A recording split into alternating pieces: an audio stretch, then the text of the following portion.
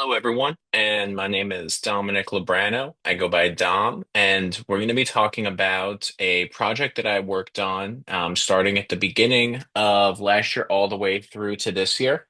It mainly dealt with the integration of a new e-commerce payment type into an existing payment platform. But we'll dive into that shortly. So we'll start off with just a quick agenda of what we're going to be tackling in today's call. So to start off with, we're going to be talking about the project management philosophy that I normally adhere to and that what I strive for. We're going to be talking about a context for the overall project. We'll dive into some more granular details about it, which are going to set the stage overall for how we're integrating PMI principles into that. We're going to begin talking about the first suite of PMI principles and then how they integrate into that project. We're going to touch on some artifacts and integrating them into our work and integrating them into my project management philosophy and this project overall. And then we're going to tackle the part two of the project management principle standards. So let's dive right in with my project management philosophy. So there are three aspects to my project management philosophy. And the main thing that I try to focus on is going in and being the first person to say, listen, I don't know the answers to some of these questions, but I'm willing to find out. I'm willing to put the work in and find answers and solutions to these complex problems. To do that, you have to start by prioritizing people. I want to make sure that the project system, as intense and stressful as it can be, is also one that still works to the benefit of the people working on that project because their mental health, their overall satisfaction is going to reduce churn. It's going to make sure that they show up and perform to the best of their abilities. And no one wants to be the person hosting a project that ends up making people feel uncomfortable or not like they want to be there every day. So I want to make sure that I resolve my team problems first and foremost, and ultimately that'll help resolve project problems down the road. So if someone's having personal issues, I'm more than happy to help work with them on getting their workload offloaded, finding the time to support them and making sure I'm syncing up with them to see what they need and what they need to be successful. Even though in some projects can be, up to 100 or 1,000 people, as the overall manager, you have to be able to delegate some of that investigation to some of these nuanced issues people can come across. But in the case of my personal philosophy and in my personal situations, I rarely work on a project with more than 50 to 100 people, which is still fairly manageable to check in with people regularly. Next up is transparency. I always go into my projects being honest with stakeholders and transparent about the expectations. That means letting them know the bad news upfront and openly. So if I don't think a project is going to hit a deadline, even at the outset, I'm always constantly saying, listen, this project is not going to meet this deadline. We need to be realistic about this. I understand that maybe there's some contractual agreements.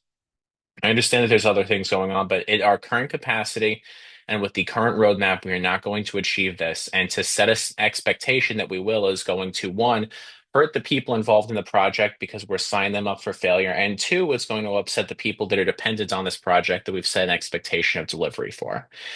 Now, that means that I go in very optimistic. Listen, I really do think we're going to be able to accomplish great things in this project, but I'm not going to set a standard that is unrealistic, and I'll be honest about that. And finally, going back to my initial thought on this is trust your experts. I'm always the first to say I do not know something, and I'm very open and honest with my subject matter experts on that. And I really rely on them and lean on them in complex situations. I have no problem going to them saying, listen, this is a difficult subject for me to wrap my head around. Can you help me? Can you help me wireframe something so I can better understand and illustrate it? Because then I can explain to people who also don't understand and making sure that agility is not just something that we're calling our process, but we are actively engaging subject matter experts constantly. We're making sure we're iteratively developing and creating, value through quick sprints, but also making sure that we're leaning on those resources to tell us when something is not feasible, when something needs to go another route, when something needs a different project management style to be achievable. All right, now on to the project that we're going to be talking about here. So in this case, we were integrating two e-commerce platforms as payment methods into an existing healthcare system. Healthcare systems have these overarching areas where they submit payments and they host data for their patients called electronic health records or EHRs. So in the coming presentation, you're going to hear EHR a few times. In this case, we had to integrate these two payment systems contractually into an electronic health record system. And with that, there's a lot of nuanced regulations. One, we have to make sure that we're adhering to HIPAA. We're making sure that we're adhering to the best standards for PCI compliance, PHI compliance, making sure that all the data that we're moving between so many different external parties is always secure. Secondly, this is a complex project. Like I said, not only the regulatory and compliance and legal aspect of this, but technically this is a complex project. Now, our subject matter experts said, hey, you have to have this scope for about 6 to 8 months, maybe even 9 months if we're talking really thorough QA and automation testing. The leadership wanted it done in 3 months because we had a contractual agreement that we had pushed out, and now we were coming up on it, and it was going to be a revenue loss or a relationship breaker. So we had to get this done as quickly as possible for the company's sake. We also had to make sure that we were triaging issues post-launch as quickly as possible because this is all payments driven. We want to make sure that payments are the main source of revenue for this. If there's any issues, then we're not seeing that actual value prop. We're not seeing the net positive of this integration. We're only seeing added and not being functional. So issues had to be remedied quickly. Also, the electronic health record system we're working with had very strict standards because they want to make sure that their patients have the best software to make the best decisions possible. So we're held to a higher standard of scrutiny than usual, too, which is in this case very good because it shows a lot of care for the patients and customers, but that also means a much more robust testing package. So we had to accomplish this deliverable within a separate organization software. That's that EHR component. And like I said, they have their own set of standards that we're adhering to, but that does make them another really vital external stakeholder. Then we have multiple internal and external compliance teams. We have the EHR, we have the two e-commerce platforms that have their own set of compliance. We have our own internal compliance. We have our product marketing compliance and the language that we can even use, how the payment methods, if they're both available, have to be structured because some have to be the primary by nature of the contract to even use that payment method, which means that they would see it first and negotiate in between the two. And finally, we have to manage e-commerce payment company expectations. That means that if one company prefers to be used as the primary, but the other one has to be used, it means having the difficult conversation of we have to give them this because it is not a hard requirement for you. If you make it a hard requirement, now we have to go back to the drawing board on how we're going to present these, or just not present them in both flows, which the overall customer, this electronic health record system, would not have preferred. So a lot of navigating some very intense stakeholders that had a lot of power and influence in this project. Now, this plays into, at the start off, stewardship. Stewards act responsibly to carry out activities with integrity, care, and trustworthiness while maintaining compliance with internal and external guidelines. They demonstrate a broad commitment to financial, social, and environmental impacts of the project they support. This all plays into that very strict compliance aspect I was talking about. Partnering with legal was absolutely vital to get through this. That meant that having a general counsel available to always review language, that meant from the language of just, hey, this is how you're going to submit payment to different error messaging, making sure that it was all okay with their standards, but then taking it to other external compliance teams to make sure that they like the language because some have more strict guidelines about the language they like to use and others want more consumer or patient friendly standards for language. Then we had to ensure, and this is a different regulatory standard, but making sure that the whole platform is accessible. So there's something called WCAG. WCAG is like the guidelines to making sure that software is accessible to people that need to use screen readers, the people that have vision problems. So it has different states that you can zoom into and still be accessible to someone that doesn't have great vision. Being able to say that we're checking the boxes for compliance, we're checking the standards for accessibility, so everyone is able to use this product regardless of potential impairments. All of that factors into stewardship and making sure that we're adhering to all of the different guidelines that we have to for this integration. Next up is stakeholders. As I said, stakeholders were vital to this, and there were a lot of very powerful and influential stakeholders, both externally and internally in this project. So engage stakeholders proactively and to the degree needed to contribute to project success and customer satisfaction. That meant that I had to go to the stakeholders for both the two e-commerce platforms, the electronic health record system, our own internal stakeholders on the product side, marketing side, and legal side. And I had to find consensus among them, but also deliver bad news to all of them. If there's something that they were expecting to be delivered, if there was a certain day they wanted to start user acceptance testing, which is when it hits production, but it's not quite ready to be made generally available to the overall public, why is it not available? What's blocking us now? And what are you doing to remedy it? Now, in order to facilitate better stakeholder conversations, you go in honest about what went wrong. You say, listen, I missed this key item. And that's what I did is take accountability if I missed something, but then also follow it up with, but this is what I'm doing to remedy it because we're all human. We all have faults. We're all going to miss things, especially in complex projects. But keeping them consistently appraised and being honest about where you fall short was absolutely vital in making sure that these relationships stayed very friendly and very helpful. And it made the stakeholders feel that they could trust me with certain news or trust that I would deliver on certain things because I was willing to give bad news up front as opposed to tell them last minute and disappoint them on something in the project. Now, next up is team. Project teams are made up of individuals who wield diverse skills, knowledge, and experience. Project teams that work collaboratively can accomplish a shared objective more effectively and efficiently than individuals working on their own. So I'm a big advocate of prioritizing team. We needed an incredible amount of super talented experts. The electronic health record system we were using required a separate team just to kind of facilitate our understanding of how to integrate with them and act as a liaison because they own the relationship with the EHR.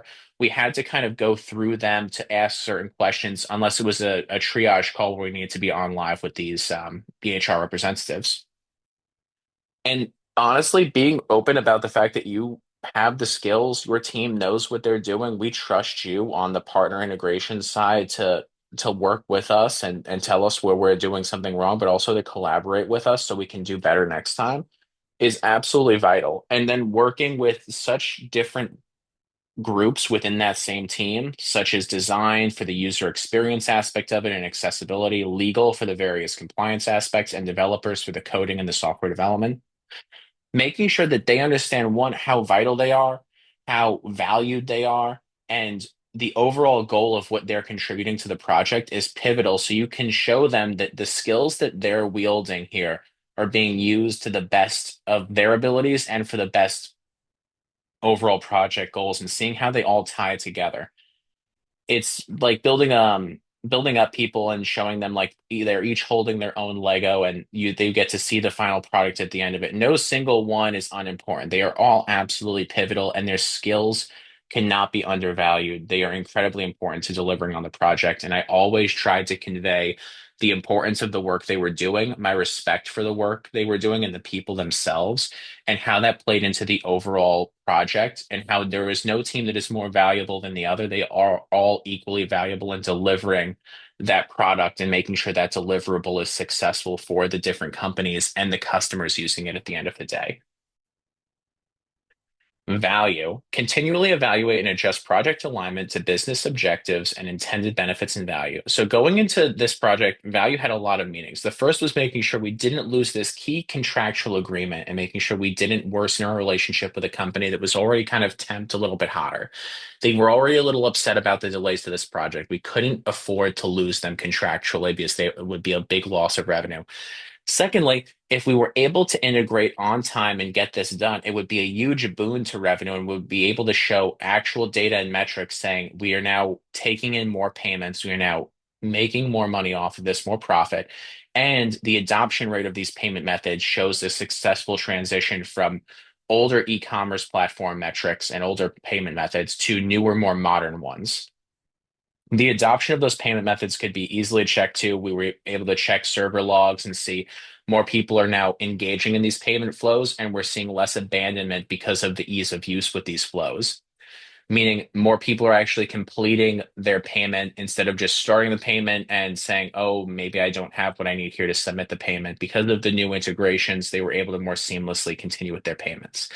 So the value could be leveraged in maintaining that contractual relationship with this priority company, making sure that we were seeing substantial increases in revenue and seeing the adoption rate of those new payment methods so we can see that we not only built something, but we built it well enough that patients are now switching over to using it. Now, integration of artifacts. This has been one of the best parts of going through the project management courses is I never really had these different matrices available to me to measure stakeholders' power and influence. So here we're going to see a power influence cube and then a power influence matrix. These two are pivotal in understanding these different stakeholders. Like I said, there's a lot of complex stakeholder relationships here. All of them are influential, all of them can be powerful, but by examining them through the lens of some of these matrices, I was able to get an idea of who we could maybe budge a little bit with, but also who we absolutely couldn't. We were completely dependent on, and we needed to make sure we got their concerns taken care of.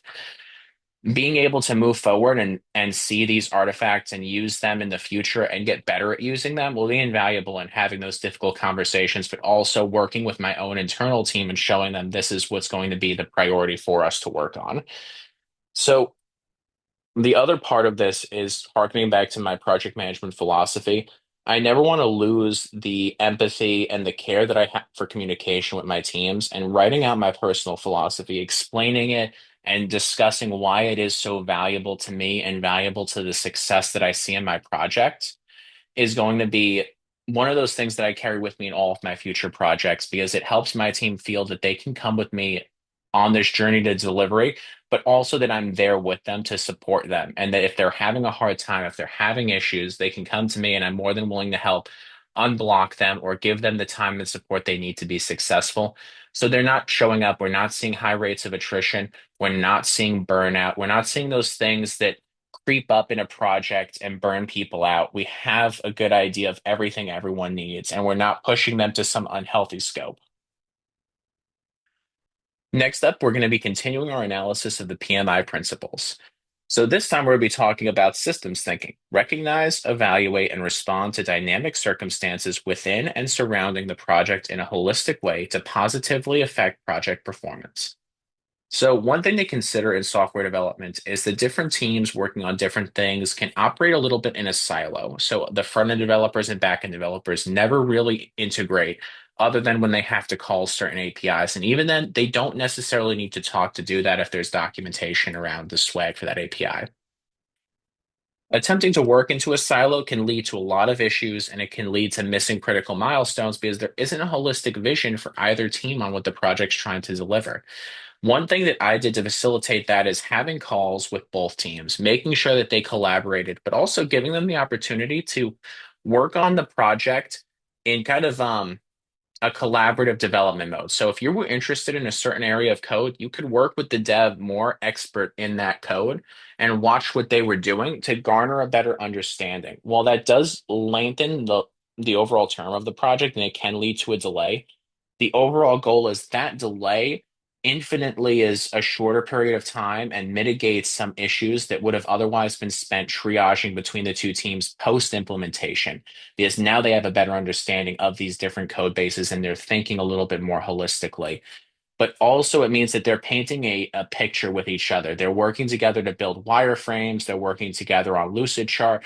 They're able to see different parts of the code and how they interact where they previously didn't, and what goes on behind the scenes when they call certain APIs, what they're really looking for, what needs to be sent.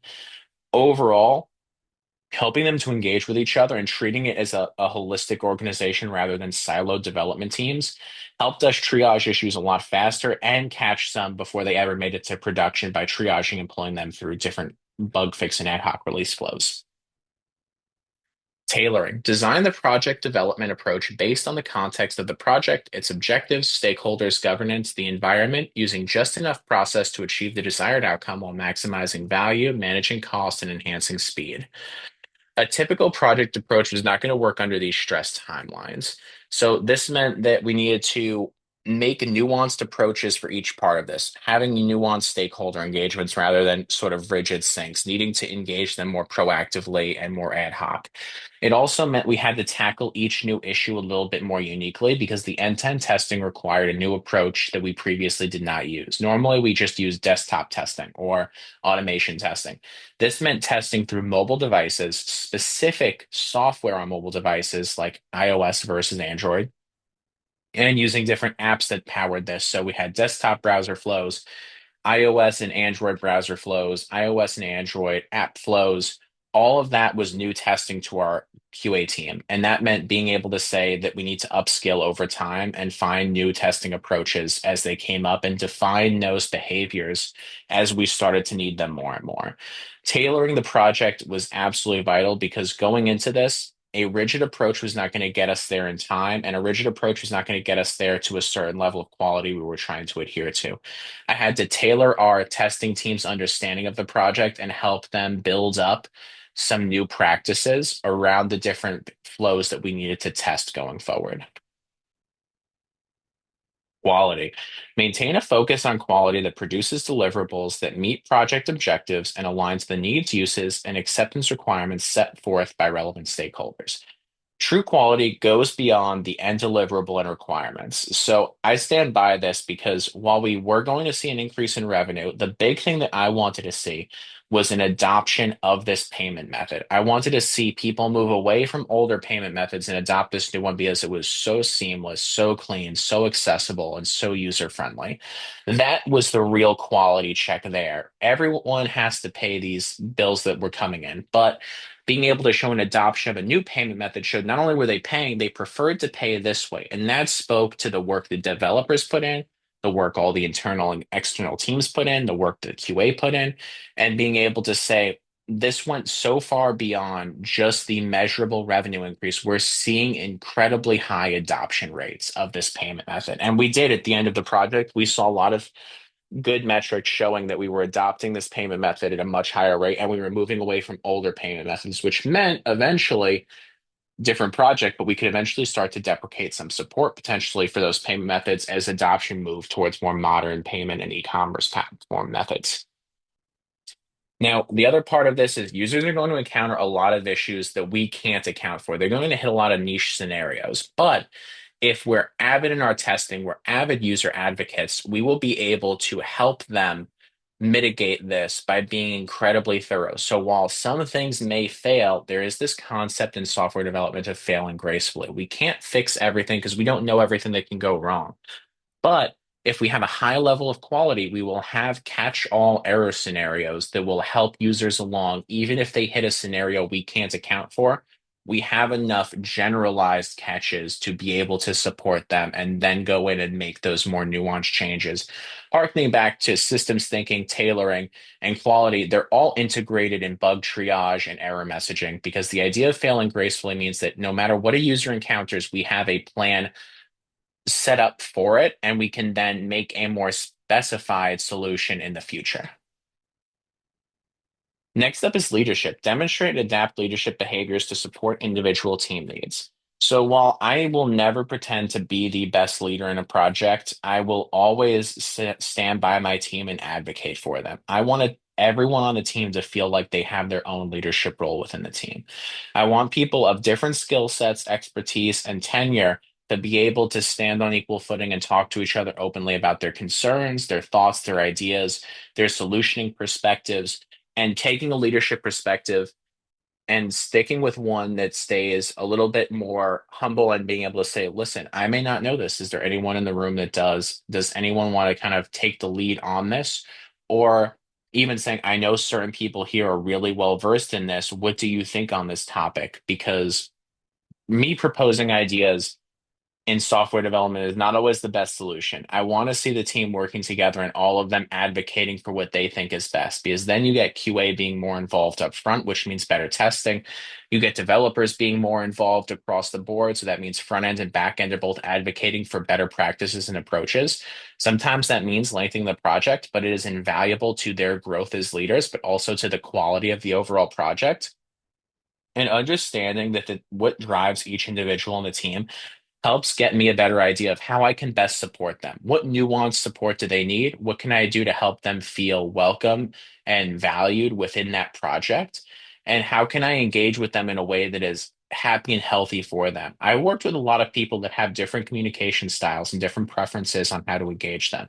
Some only want to work through teams. They don't necessarily want to have conversations, and that is totally fine because I know that that's to the best of their abilities, and I want to make sure that they're never uncomfortable or dreading a meeting. I want them to know that I see them and what works for them, and I am happy and willing to support them in any way possible. And in turn, they're not stressed or burnt out showing up every day, dreading calls that they don't want to be on. Instead, they can go right into whatever coding or development task they want to do without that additional unnecessary stress.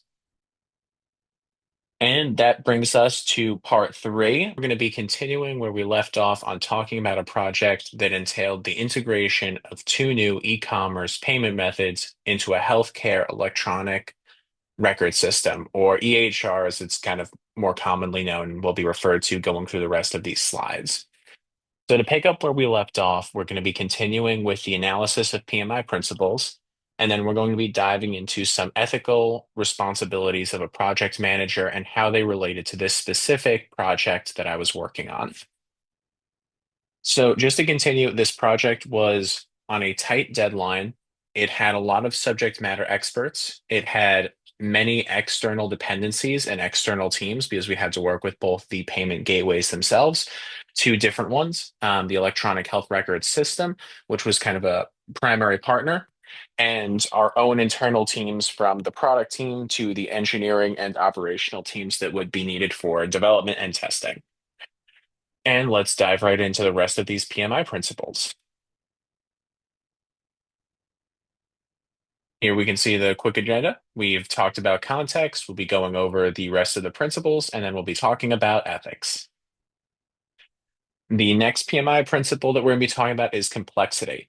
So, quick description from the PMI standard understanding of this is continually evaluate and navigate project complexity so that approaches and plans enable the project team to successfully navigate the project lifestyle. As I said before, this was an incredibly complex project, and there's multiple complexities at work here. There is the technical complexity of integrating into an electronic health record system, which are usually kind of outdated code base wise, and they are more difficult to navigate. The second is integrating with two different disparate payment methods, both of them that have their own code base around them to integrate into payments. But then the other part of that is their design standards, and they have different standards for which they'll even allow their payment buttons to be displayed. This is commonly seen in the fact that some specific payment processors and payment e-commerce options like their button to be the topmost payment option made available. And that can be a little tricky based on the existing design framework and can mean a little bit more additional effort. Mm, It's not something that usually is anticipated at the outset, but there are complexities built within the code that can add to the burden of what the project entails. In this way, the main thing that I did to navigate complexity is to just be very transparent in the fact that these are complex projects. These are complex tasks with a lot of dependencies and a lot of interrelated teams, and just charting them out. I wireframed everything I could possibly do in this project, including several tools like Lucidchart or the whiteboard option that's available in both Microsoft and Jira products. All of that helped to navigate the complexity by having a visual representation of what we're going to be doing and what part's going to be interacting where. A lot of people work best off of visual representations. I also had kind of bulleted lists of tasks and their dependencies to go out with that, just to try to cast a wider net of how people visualize and understand complex projects, and had an open door policy for questions. All of that helped to get around the complexity of the project, or at least mitigate some of the more common issues that we ran into. Next up is risk. There was a lot of risk at this project. To quickly touch on the PMI definition, risk is to continually evaluate exposure to risk, both opportunities and threats, to maximize positive impacts and minimize negative impacts to the project and its outcomes. In this case, the most positive impact that we could have an effect on was getting it delivered by the time that we were contractually obligated to. In turn, that was also our primary risk. We work this project with that risk almost as a constant daily topic of discussion. Are we going to make it in time for delivery? Understanding the risks that go into this project were key. As we touched on with complexity, and we loosely touched on in my previous video talking about the implications that the various stakeholders had and navigating multiple external internal stakeholders, there were a lot of risks in this project, and the best way to handle risks was to identify what are the primary ones, what are the ones that we can mitigate, what are the ones that we just have to accept, and what are the ones that we need to be aware of that are going to be impactful later that we may not be able to mitigate and just have to kind of or accept and just deal with. In that situation, I found there are three options. You can inform the team to the best of your abilities and understand that you're going to need to be resilient to some of the risks without necessarily being able to mitigate a lot of their damage. And that just means making people aware that, and that I'll use QA testing as an example. The QA testing on different devices was going to be incredibly difficult because of a complex sandbox environment. There was nothing we could really do to alleviate that risk. It just understood that it accepted and that it was there. The other part of that is that sandbox environment needed to be open to multiple stakeholders that were going to be changing parts of it to best suit their specific testing needs outside of our own QA testing. That was another risk, but it needed to just be something that we accepted from the outset because this team in particular was going to be testing on devices we didn't have access to. In this case, we needed both Android and Apple devices that had access to Safari and iOS and Android apps. We didn't have that kind of wide berth of devices available, so we had to rely on other teams to do some of our QA testing. And finally, there was the fact that this testing could reveal a lot of issues because integrating, as I said, with the EHRs is difficult and it can lead to a lot of issues within the code base that are going to require re-engineering. All of these are necessary risks. We could not make them less risky, and we could not change the impact of them.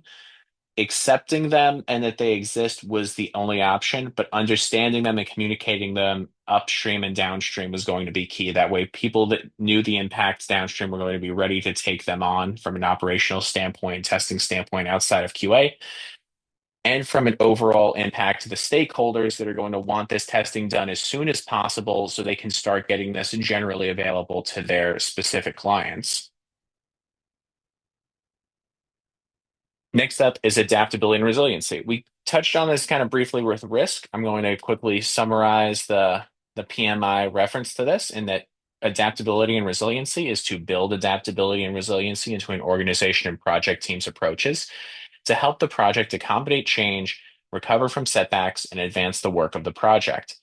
So I'm going to start here with my first point on adaptability. While we were not particularly adaptable or resilient at the outset of this project due to the new technology we're integrating into very old technology, and we did not have necessarily the wiggle room to be as adaptable as we would like. A lot of it took triaging and multiple rounds of subject matter expert reviews. We would eventually upskill enough people where we could just say a new bug came in, we need people on it. And if a number of bugs came in, which they did, we would have the people skilled and readily available for testing on lower environments, developing before they made it to the lower environments, and operationally testing once they reached higher mid-tier environments and production environments. We might not have been adaptable or resilient in the forefront because we did have to do a lot of rework. But by the end of the project, we were able to take on these bugs and defects as they came in, triage them, and handle them very swiftly.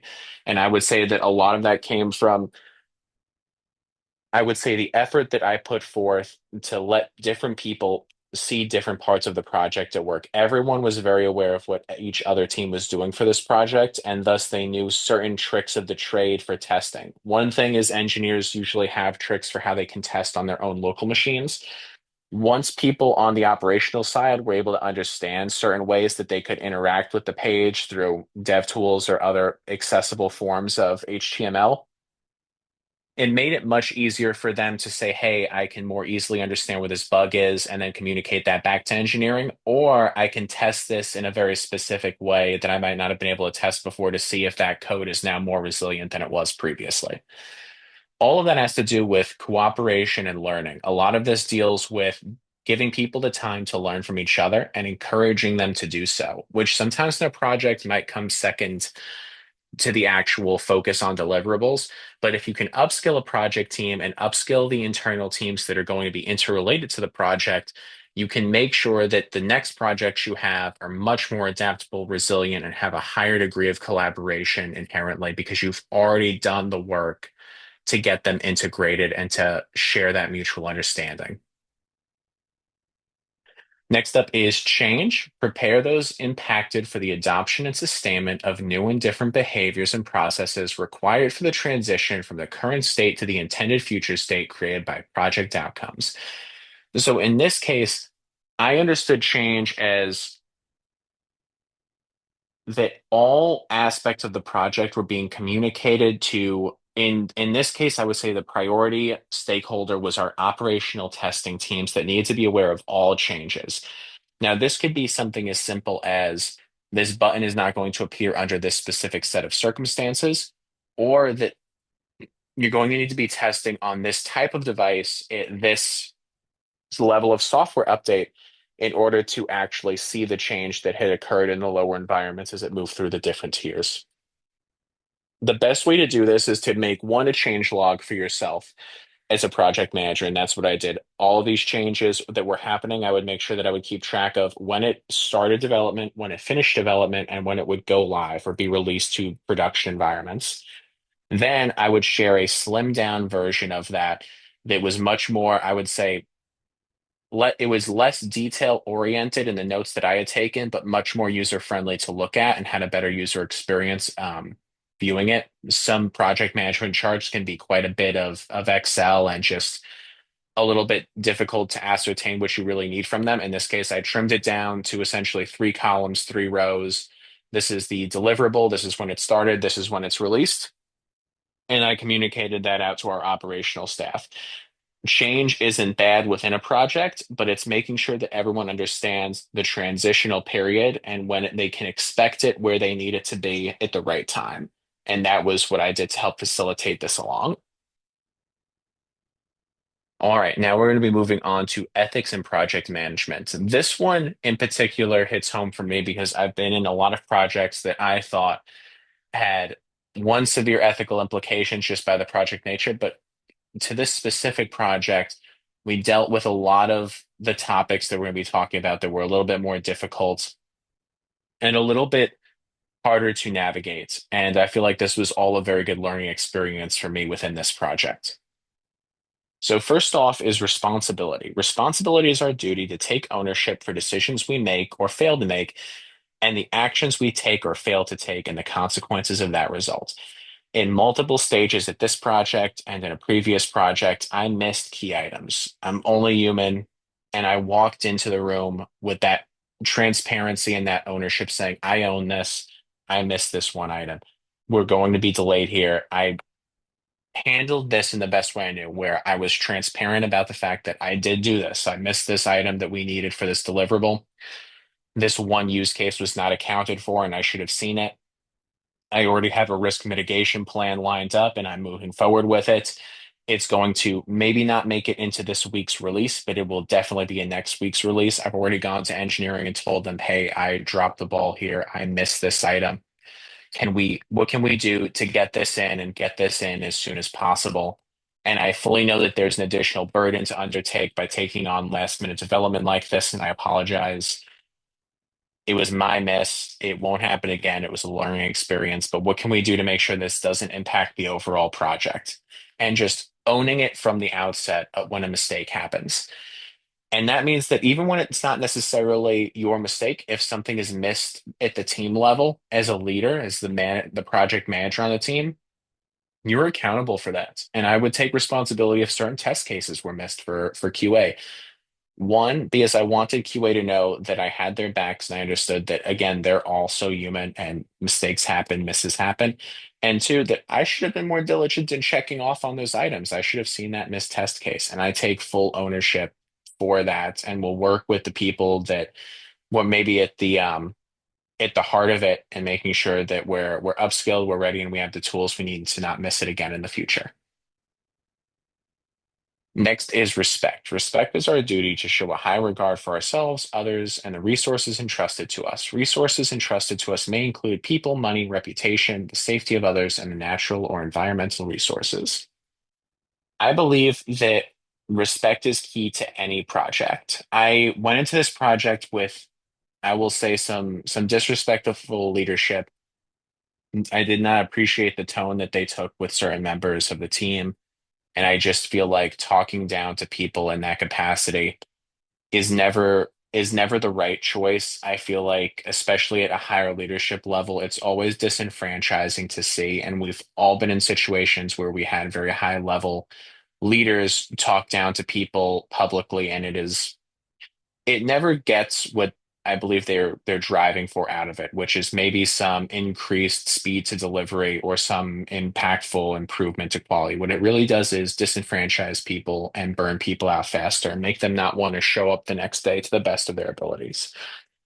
So to counter that, I went into every situation with the utmost respect. These people are trained professionals. They know more than me in a wide variety of fields, and I'm relying on them and giving them the same level of trust I hope that they give me back and know that what I don't know, I'm going to ask questions on, and that I appreciate their expertise and their understanding of the project. The best I can do is communicate and facilitate what needs to be done, and I trust them completely to get those things done that need to happen. Sometimes, like I had said previously, there are going to be misses, but a miss is something to work on together through mutual understanding. It is not a disrespect oriented issue. It is you and that person or you and that team against whatever the problem is and working together. And all of that comes down to showing respect to the people that you work with, regardless if they're on the team, they're a team leader, they're a C level or a VP level, they all deserve the same level of respect as you would going into any project. Next is fairness. So, as I said, QA on this project was very difficult. Just to quickly touch on this, fairness is our duty to make decisions and act impartially and objectively. Our conduct must be free of competing self-interest, prejudice, or favoritism. So, as I said, QA was difficult. They had multiple roles here. They were doing regression testing on the entire platform, they were doing regression testing on other platforms, and they were testing this project that had a high impact contractual deadline. And they were exhausted from round the clock testing. They normally did testing for releases at midnight, straight up until 4 in the morning, and then they would have to be back online at 9 or 10 typically. What I found as a way to help alleviate this was getting operations staff, including the product staff like myself, and trading off on these regression testing nights. I knew how to do a certain amount of regression testing. I knew the operations staff was even better at it than I was. If they could understand the situation QA was in and they needed QA to be writing test cases and QAing this deadline heavy deliverable to the best of their abilities, then we needed to be fair and showing that we were going to put forth our best efforts, even if it was also exhausting to work some of those long nights. But the upside of that was QA saw that they weren't the only ones burdened with these late night calls and late night testing sessions. They saw that we were willing to kind of interchange with them. QA would work their typical midnight to 4 one day, and then I and the operations staff would work the next day. And while it was not a perfect balance because, you do still get tired, the idea was that we were all working on the same thing at the same time in the same situation. And I would say that that was incredibly impactful to show that we weren't just saying QA has to accept this kind of undue burden, this unfair situation because of the nature of when this deadline is due, plus their existing responsibilities. Next up, we have honesty. Honesty is our duty to understand truth and act in a truthful manner, both in our communications and in our conduct. As I said in responsibility, I think honesty goes hand in hand in this. It is being able to walk into a room full of decision makers, full of stakeholders, full of VP and C-suite people and saying, hey, this is not going right. This is blocked. This is delayed. This project is at risk. This is the risk item.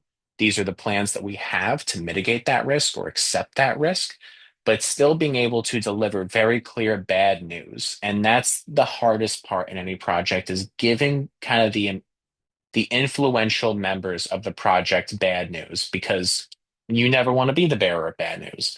In this case, I got incredibly used to giving bad news. I would go into rooms and say, so something interesting happened, and the team would be like, ah, that means some Dom's got some bad news for us. But as stressful as it was, trying to make light of it, one was really appreciated because it was no longer, hey, this is what's going wrong, but hey, this is kind of the situation, this is our plan around it. And it gave them more time to process and me more time to explain.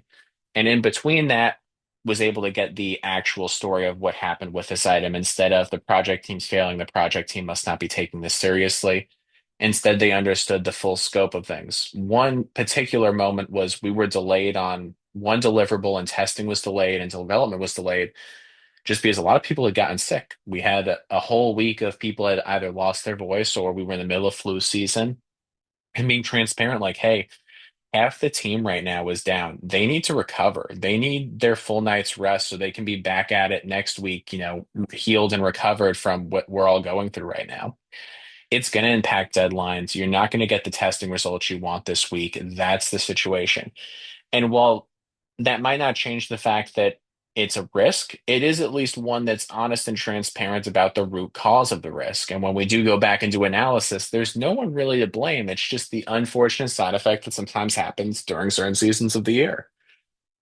But that's the other part of honesty that's key here. When you go in and you're honest and you're responsible and you've taken ownership for something and you've communicated it well, along with a mitigation plan, or you've had some plan in place to say, I don't just bring bad news, I have plans on how to alleviate it.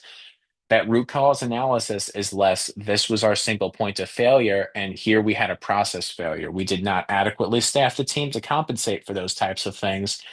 Or it truly was one of those unknown unknowns that we could not plan around. But coming forward with it honestly, instead of saying, oh, maybe some people will be able to get this done, helps save the headache of explaining in the end why it did miss that deadline. And I would rather say we're going to miss a deadline and meet it than say we're going to meet a deadline and miss it. And that brings us to the end of part four and ethics. I will say that ethics for me in a project management sense is one of the most important aspects of being a project manager for me. I highly respect the teams that I work with. I absolutely will do everything in my power to make sure that they are not disrespected in any sense, even by leadership. I've been on the receiving end of that in some poor situations, and I want to make sure that my teams never have to go through that. This is a key point for me, is being honest, fair, and respectful to your team is key to a project, not only delivering on time or delivering for that specific project, but keeping a skilled and knowledgeable team for future projects and avoiding burnout and avoiding them no long and avoiding attrition. We're going to be discussing my long and short term goals for project management. So, just a quick refresher on kind of what we've discussed so far and what we're going to be discussing here. This project that I've based this PowerPoint and this entire conversation around was an e-commerce payments integration into an existing piece of software that I was the product owner for, and that software was integrated into an EHR or electronic health record. We have a little bit more background as we are entering part five. I work in software development, primarily around payments within the healthcare space. So it gives you a bit of an idea of what we have to deal with, which is PCI compliance or credit card compliance, HIPAA, different other regulatory requirements that surround healthcare, healthcare data, patient data, card data, and so on and so forth. Makes these integrations tricky. They can be very nuanced, and they have a lot of internal and external partners and stakeholders that all need to be okay with changes as they're occurring, just by nature of the different regulations and the different standards of compliance that they all have. So this project was one of the most interesting and I feel like best learning experiences that I've ever had. This is going to play into what the setup is for my short and long term goals. So, short term goals here.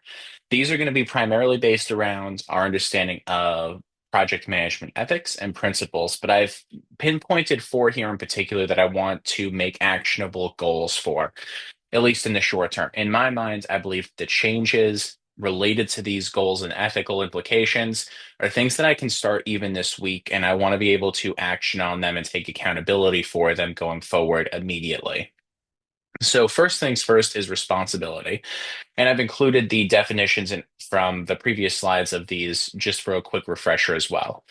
But responsibility here, just to touch on it, is the duty to take ownership for decisions we make or fail to make, the actions we take or fail to take, and the consequences of that result. I find this definition very interesting, and I think it plays into my immediate short-term goal of taking better ownership of the projects under me. I think that what I would like to do going forward for this short-term goal is to really reevaluate what I own in my current career and work experience in my current project team, communicate that kind of renewed sense of ownership and responsibility, and be able to translate that into something actionable, whether that means holding different meetings that maybe others are holding as sync ups, maybe taking the ownership of those myself, because in my mind, I can own and be responsible for more of the facilitation part of these projects, but also making myself I want to say a single point of failure, but I do always include redundancies that I'll play into as we get to the team aspect of this.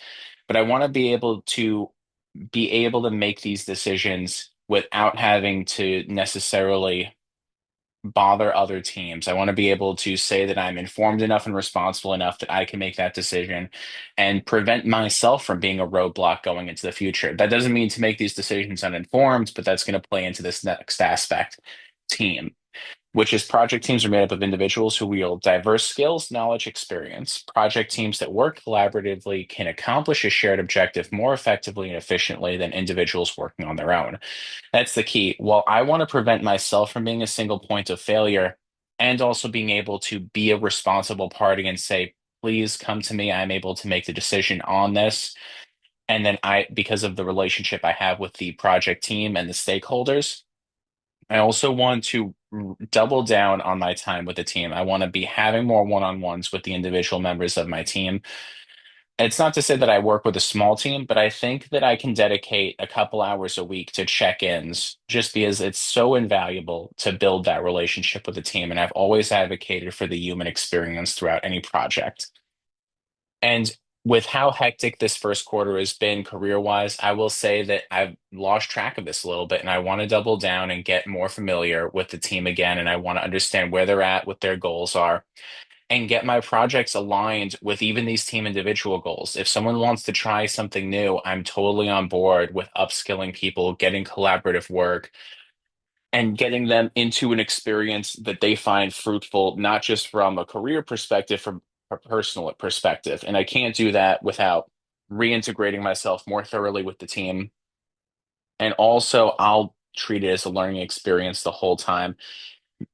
The conversations with them are invaluable in building up my own skill set and knowledge and experience, finding the right subject matter experts, but also helping them grow in areas where they would like to become new subject matter experts.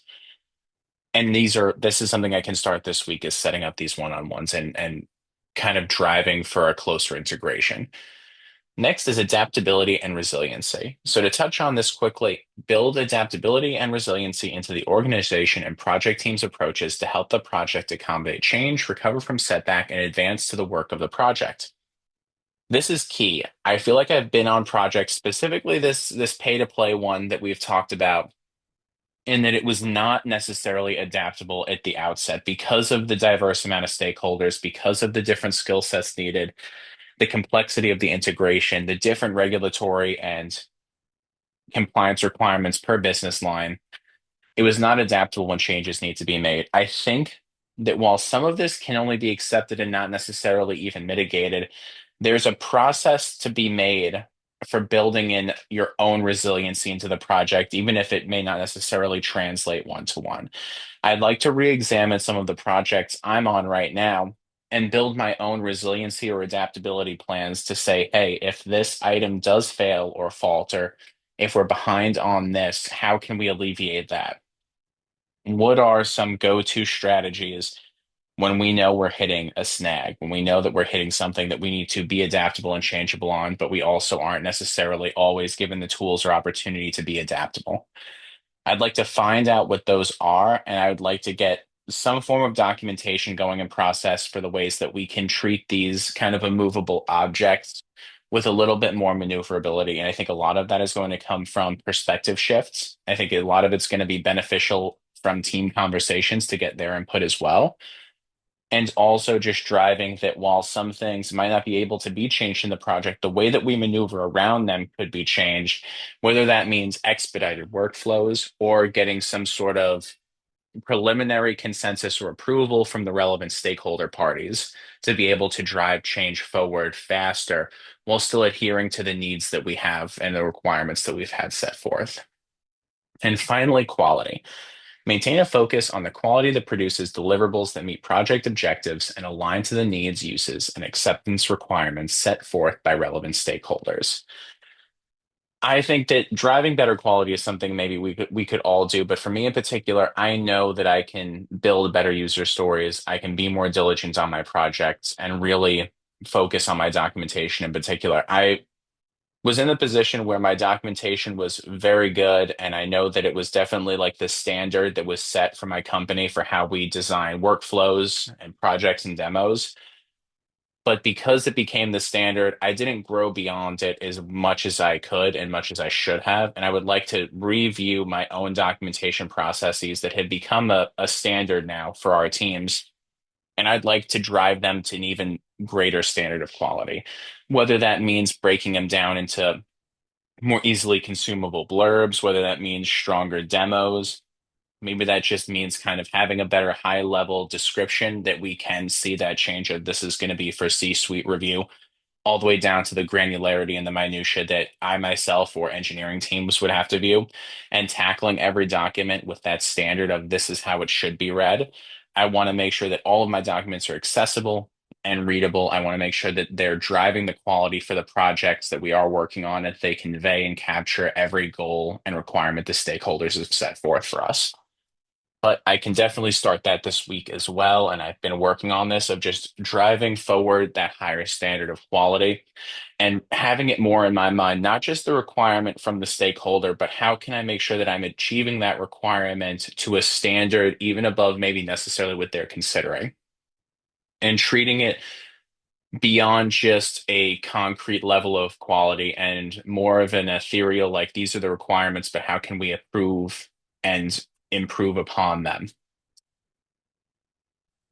Next up is long-term goals. So these I did not attach to a specific ethical or PMI principle, but more so I want to talk to what each of these means to me in project management and how my career in education is going to help push me towards this. And I know that one of this is going to be a little funny, but there is definitely a reason for this structure. So first, I would, now that I'm completing my master's, I would love to complete my PMP certification. I think that that's a good logical next step for a long-term goal. I definitely think that it would be a challenge, but I'm more than up for that. And I'm very proud and happy to have been pushing forward educationally while still progressing in my career in the corporate field. I would also like to become a certified product owner and manager. Those are the roles that I've had historically. They're the roles that I'm in now. And I would love to get my PMP as I drive forward to a more project management oriented role. But I would also love to further my understanding for the roles that have gotten me here, the roles that drove me to project management and the roles that put me in this program. And I would love to be able to say, that I have the certification for the things that I've been doing. And all of this plays into the fact that I would like to use these to build my skill set and knowledge and my actual educationally backed understanding of these roles to grow into a senior role in 2026 or 2027.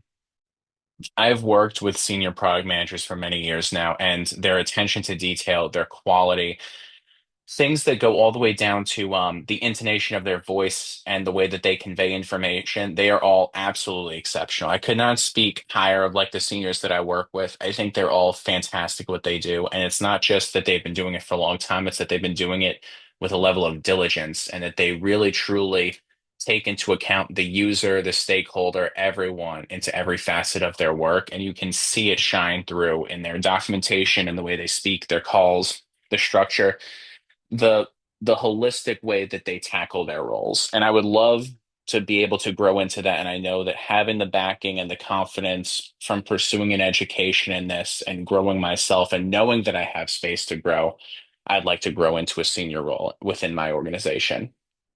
And then finally, this one has been kind of a looming issue ever since I got into product management. I have never been a very confident public speaker, but I have been thrown into leadership roles and have been put in charge of many teams now because of my capability, but because of the work and the level of quality that I have shown so far, to actually have to tackle this issue of not necessarily being a confident public speaker.